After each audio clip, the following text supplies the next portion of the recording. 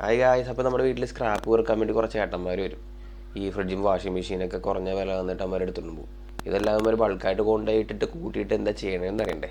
ഒന്ന് കണ്ടു നോക്കും നമ്മുടെ വില്ലന്മാരെ.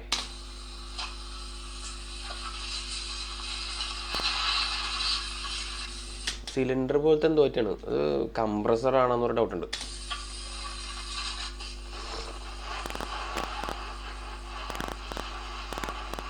നമ്മുടെ പട്ടാണികളാണ് കേട്ടോ, ഇന്ത്യക്കാരല്ല.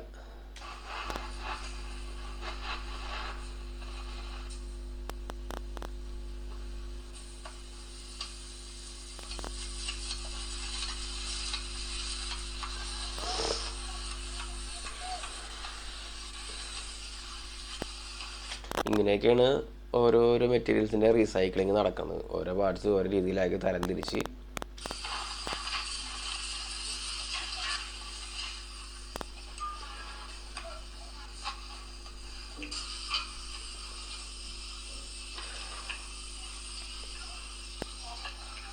സ്ക്രാപ്പ് പണി എന്ന് പറഞ്ഞാൽ അത്ര എളുപ്പ പണിയൊന്നുമല്ല കേട്ടോ, കുറച്ച് കഷ്ടപ്പാടാണ് അതിൻ്റെ അത്.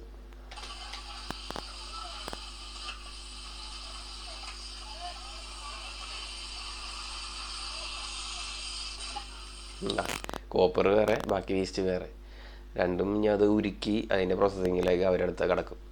അടുത്ത വീഡിയോ പിന്നെ കാണാം.